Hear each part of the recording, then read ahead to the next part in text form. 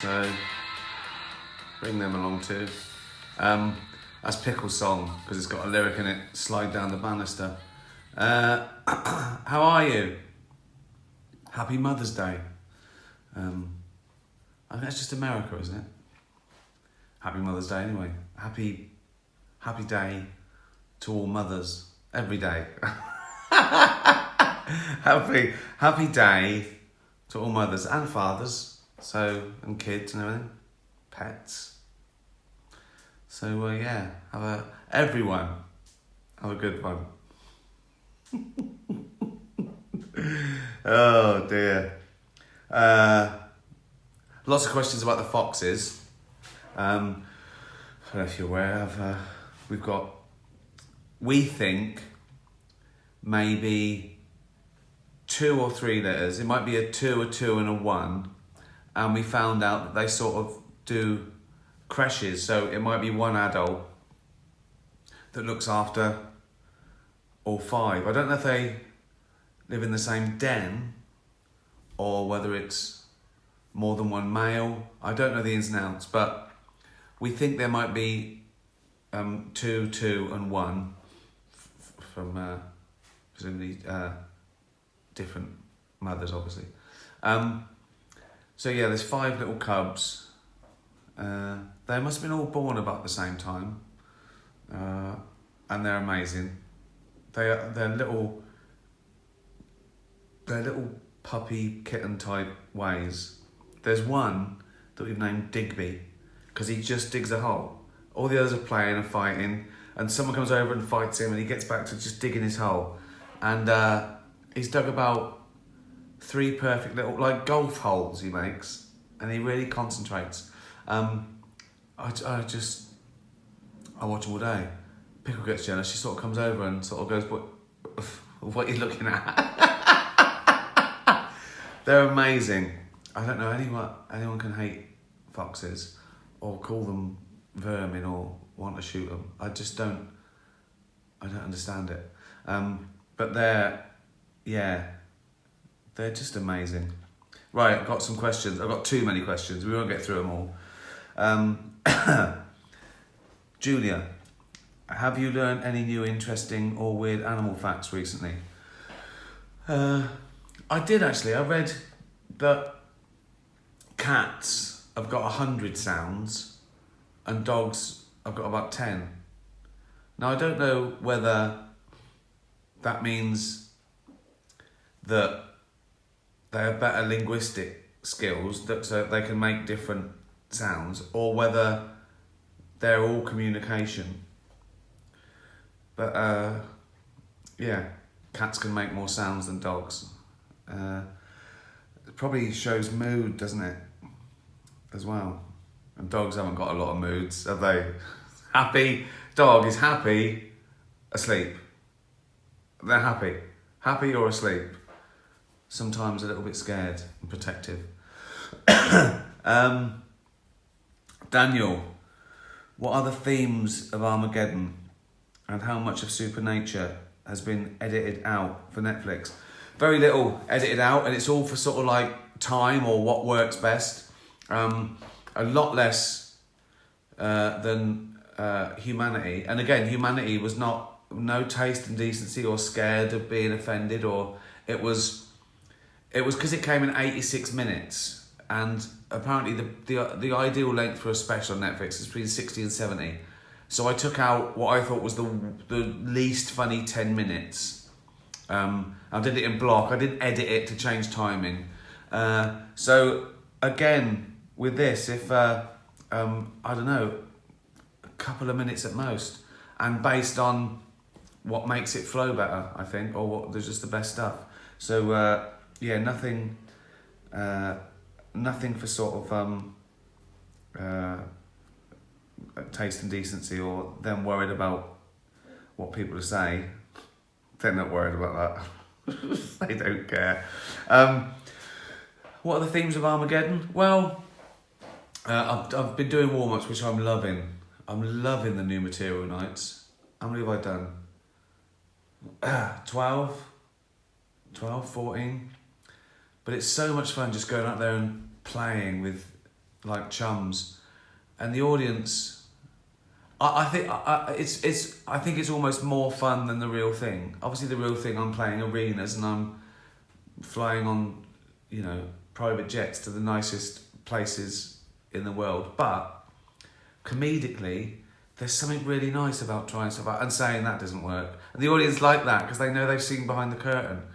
I want to extend this. I want to do more than I've ever done. Even take the new material nights around the country a little bit, or even abroad, because I want everyone to see the sort of process, because it's real fun. Anyway, the themes of Armageddon: how the world will end, everything from how will we evolve, how will we change, how will we survive, will we go somewhere else, will we change species, will we be wiped out, global warming, stupidity, war, all those. The funny side of the funny side of all the worst things possible that will wipe out humanity. So yeah, doesn't matter where you find comedy as long as you find it. Mel, Toffee and Fudge want me to wish Andy happy birthday, Gunner's brother. Happy birthday, Andy. Was it yesterday or the day before? Keena. When it comes to writing scripts, do you allow the characterisation and their stories to take over the overall plot development, or the other way around? That's a good question. I think in sitcom, character is more important than plot. You don't need much plot. If you love the character or the characters, you can watch them do anything. And it doesn't really matter what happens. It's how they react to what's happening and how they communicate with each other. You want a group of people who all want different things. There's the conflict. So the plot, you need a bit of a plot, but not much. Not like in a movie or a book. So character's everything. So I film everything. I let the characters go and I try things in the writing process and the filming. But then in the cold light of day in the edit, things that don't really drive the plot, however weak the plot is, it's not as good, really, because you lose. You can only have so many digressions. Even if they're hilarious, in half an hour you want to get back to, I want to know if he makes it. I want to know if he wins the quiz. I want to know if he gets his car back. I want to know if they get because we can enjoy people, but if there's any setup, if there's anything that could happen, we want to know if it's happened. I used to do this experiment. We like to know the result, and even if it's just a list. If someone says the top 10 so and so, we'll go, what's the number one? I used to say to people, oh yeah, that's my whatever. I said, that's my second favourite dog, and they couldn't resist going, what's your first favourite dog? They need, because there's a result to be known. So character's most important, but you can't go too far with letting them just meander. You have to have a structure to watch it. Leslie, good question though. What is the weirdest prop you have used or bought for Afterlife, Derek, The Office or extras? There probably wasn't any weird props in The Office. It's sort of very sort of mundane and real. The inflatable penis, but not weird. Extras the same. Afterlife? Anything weird in Afterlife? Well, things you have to do, like when I throw the cactus through the window, that was actually made of steel because a real one wouldn't have broken the window. So it was a fake cactus, like a plastic, but that bit was pure steel. It weighed about a kilo. In fact, we had to go to the bigger one because the first time I did it, it bounced off. I whacked it and it hit the thing and it bounced off. Making a fake cactus out of steel. Derek, a robot dog, I suppose, the robot dog scene. But nothing too, I don't really do surreal too much, unless it's like some sort of weird nutter like, you know, Kev. Kathy, Pickle's official adoption date. We need to know when to hang out the bunting. Oh, well, I think we decided to foster her and got her like something on the 4th of October. But then there was a few days. We were always going to keep her. I mean, probably the 4th of October, first time I saw her, you know. But it would probably be about a week later when it's official adoption. But I think the first week of October, like the Queen, she'll have a few days to celebrate. Trend Brent comedy. What piece of advice can you give a stand-up who is midlife, menopausal, and a woman? Talk about that. Talk about that. Go out there and whine, whinge, or celebrate all those things that you are, all those things that you're going through. What pisses you off, the worst thing about it, what people think about it, everything. But, you know, what you know, what annoys you, what you are, what you can't help.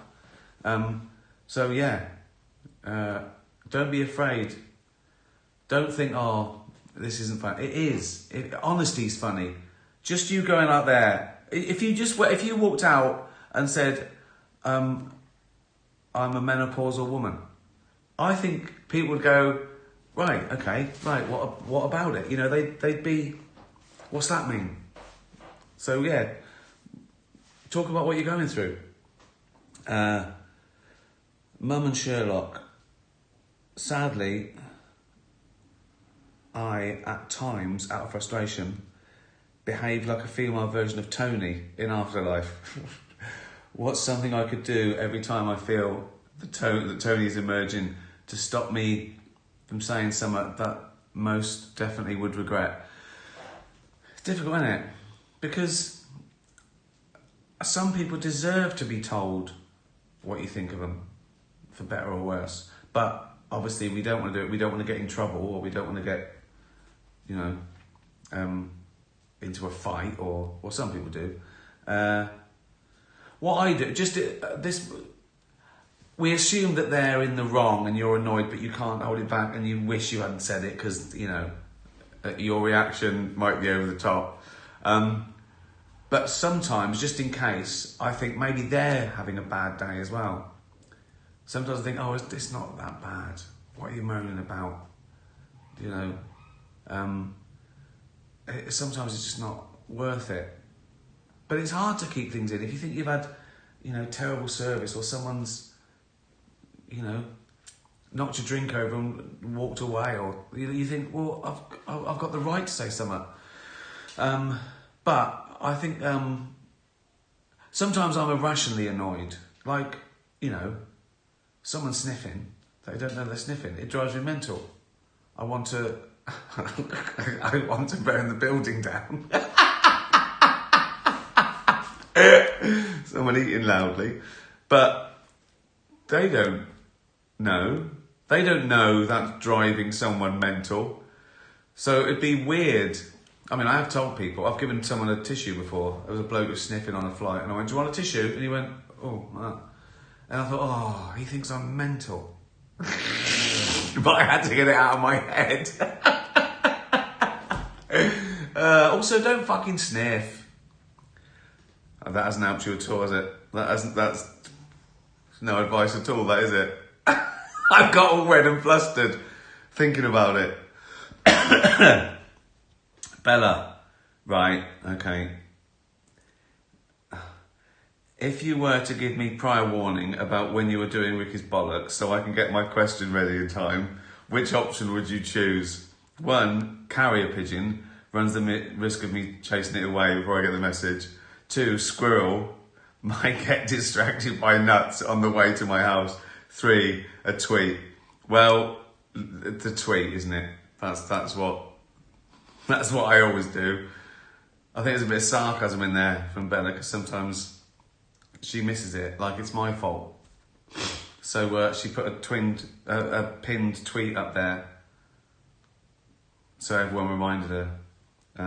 It's good to have you with us, Bella. Guess what I do now, Bella? When I go walking in Hampstead, I pick up a stick. And every dog I see, I give it a little present. And then I have to pick up another stick. See? Clever that, isn't it? I'm like luring them. I give them a little gift and they go, oh, I like him. Not only is he a nice, handsome chap, but he gave me a stick. Is that cheating? Is that buying affection from a dog? I do. Andy Hughes. Would you ever tour as David Brent again? Can't wait for Supernature. Thank you. I don't know. I like the idea of it, but it takes a lot because it's not a regular band. We have to get the band together every time. So you have to rehearse for a week to do one gig, which is still fine. It's still fun, you know. I'd still do it. I worry about if it's too sad seeing David Brent at 60 trying to be a pop star. Although that's quite sweet as well, isn't it? I mean, the tragedy was always quite sweet with Brent. But I think I want to sort of give him a bit of dignity as well. At the end of Life on the Road, I think I gave him a little bit of dignity, that he was more content. He got out of his system. But I do love it. Maybe big one-off. It is so much fun. Even doing it ironically, when I'm fat and old, it's great fun. And the songs are really funny and people have a great time. Yeah, maybe. Never say never. Filiani. Have you ever had a funny experience with someone wearing a hairpiece or toupee? Yeah. Would you ever consider wearing a hairpiece because you're losing your hair? Right, yeah. I've had loads of funny experiences with wigs. I talk about this in Humanity, actually, about an old uncle who wore a wig. And I say that, you know, not only was he bald for years, but anyone who wears a wig, you can tell. I hate to do this, but if you wear a wig, I'm talking about blokes, really, I must admit, sexist. Guys, if you wear a wig or a toupee and you think you've got away with it, you haven't. Everyone knows. Everyone knows. And the people you've sworn to secrecy, they tell people. And they tell people. So, I mean, I don't care, but maybe if I'd have been 20 and I'd have been going bald, yeah, maybe I'd have panicked a bit. But at 60, who gives a fuck, you know? And I don't know, I keep it short, I comb it. I do cheat in like filming and stuff. They put powder in, so because the lights, you'd see your white scalp, so they put, you know, powder or a bit of mascara to keep it the same. I'm getting to that stage now that over a filming period, I could go greyer and balder than I was at the beginning of the filming. But no, in general, shave it off. I've got to shave it off. I keep saying I will. Getting thinner and thinner, innit? But no, never a wig or a toupee. No, fucking hell. What next? That's just me though. To each their own. Who is the best band or singer you've seen live? Well, I've seen some amazing acts. Bowie, Springsteen. God, you know, all of them. Isis, Radiohead. I'd probably go for one that is rare and was magical. And there's no one like her. Kate Bush. Kate Bush at Hammersmith Apollo. Just amazing. Theatrical, amazing songwriter, a legend. I'd never seen her before, might never see her again. So yeah, that was pretty special. Tony, did you ever visit the King's Road when you were younger and buy something that you knew no one would have back home? I remember buying robot shoes back in the day. I didn't. When I lived in Reading, I had no money. I couldn't afford anything in the King's Road. In fact, when I got to London and went to the King's Road, I couldn't afford anything. I think I was a student. No. I mean, you go to jumble sales, you wear things that no one else is wearing because you're so out of date. I used to shop at jumble sales. I didn't care about hand-me-downs. I used to make things out of things. You know about the suit out curtains. That was but I never really cared. I never, I remember I got an old Mac. My first year in college, I think I buzz cut the hair off. That was into madness. So I went and I got a big old Mac. It was way too big for me, right? And I was like 8.5 stone. And I pulled the belt in. I don't know what I looked like. Well, my mum told me what I looked like. I went home with a case, like the first Christmas at college. Shuts the door. There's me, skinny, shaved head, in an old Mac, tied in the middle. And she went, "Rick, you look like a sack of shit tied in the middle." So no, I didn't buy things from King's Road. She had a point. Salt and sauce. Do you cook dinner when Jane is away, or do you get takeaway? Well, I don't get takeaway because I can't be bothered to answer the door and pay for stuff. Too lazy for takeaway. I answer the door. I have my pajamas on and stuff. I don't want to. No. No. What usually happens is Jane leaves some fresh pasta. Okay.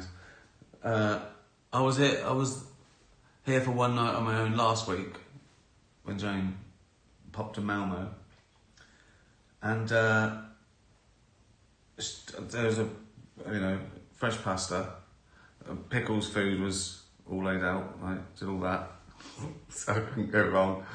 All the remotes were laid out. I don't think I put the telly on.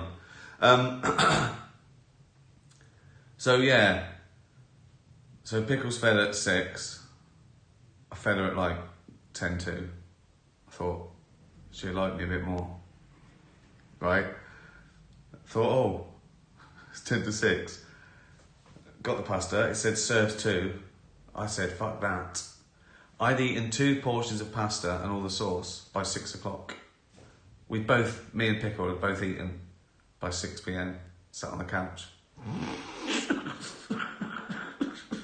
So, there's your answer. I'm not proud of it. Adam. Roll 1 to 5, you get an extra 20 years of healthy life. Roll a 6 and you lose 5 years. Do you roll? That's a great question, isn't it? Oh my God. So I've got 5 times the chances of living 20 years than losing 5. I still couldn't do it. I couldn't roll that dice to lose 5 years. Oh God. Maybe I'll do it when I feel worse. Like when I started feeling really bad, I'd go, fuck it, give me the dice. Don't care what happens. Anyway, I'll lose 5 years, which means I'll be dead immediately. That's it. Yeah, you weren't going to last 5 years, right? You're dead. Or I get an extra 20 of healthy life, so I feel better. I don't think I'd roll the dice. Well, we do roll the dice, don't we? Every day we roll the dice. Do I drink a bit more tonight? Do I get in that car? Do I get on that plane? Do I eat fatty foods? You know, we roll the dice all the time. But to roll the dice with that sort of, that tragic losing 5 years, I mean, that would be a very big percentage of what I've got left. No, I don't think I'd roll it. Great question though. Leopold and Loveday. Would you rather be the person who flips the switch during executions? Jesus, Leopold and Loveday. Would you rather be the person who flips the switch during executions, or be the judge who decides who should be executed? Well, I couldn't flip the switch. I'm not a big fan of the death penalty. Whatever. I know that's a very emotive thing. So people go, well, what about, people who've done the worst things ever and they're never going to be. I just don't think a state should step forward and say, unless they want it, if a murderer says, oh yeah, kill me, fair enough. I sort of studied punishment when I did philosophy, and there's 3 big reasons for punishment in a society where we impose laws and rules, and why. Punishment, 1, retribution. It makes society feel that they've got their own back on being wronged. Okay. What good does that do though? That doesn't bring anyone back. It doesn't. I get it. It's a valid point. We want justice. But the death penalty, is that justice? Is that justice? So retribution, deterrent, and they showed that most of the crimes, violent crimes, they weren't put off by there being a death penalty or not. Obviously not, because they still do it all. Retribution, deterrence, rehabilitation, to teach them a lesson. Well, that doesn't teach them a lesson, does it? They're dead. They can't learn from it. It's a tricky one. And I know when someone says, well, what if they did this to so-and-so? And I get all that. But that's why we shouldn't be in that position to make a decision, because we're emotive, we're not thinking straight, and we're angry, and we're, it shouldn't, it's a tricky one. And I know we all feel like that sometimes when we see someone do it, it's like, fucking hell. It's just it's too much for me. That last meal thing. Last meal. What do you want for your last meal? Or you can eat buffet. Or maybe sometime. I've probably go, I'm not hungry, to be honest. I'm just about to be fried. I'm not hungry. Is this vegan? Well, we've ended on a downer there, haven't we? Thanks, everyone. Thanks for watching the clip of Supernature coming 24th of May on Netflix around the world. Let's break the internet. I don't think it can be as big as Afterlife, can it? But thanks for watching anyway. Thanks for watching my little foxes. I'll try and do updates, maybe every day or every other day, to see how they've grown. Happy Mother's Day. What else? Keep a lookout for me doing the odd new material night. I want to keep that going for a few months for Armageddon. How many days is that? Is that like 16 days till Supernature? Time to watch all 3 series of Afterlife again. Watch Afterlife, watch Humanity, Put it in your diary, 24th of May, around the world, Super Nature. Have a little Super Nature party. Yeah, thanks very much. Thanks for following. I'm on Instagram as well, you know that, and Facebook.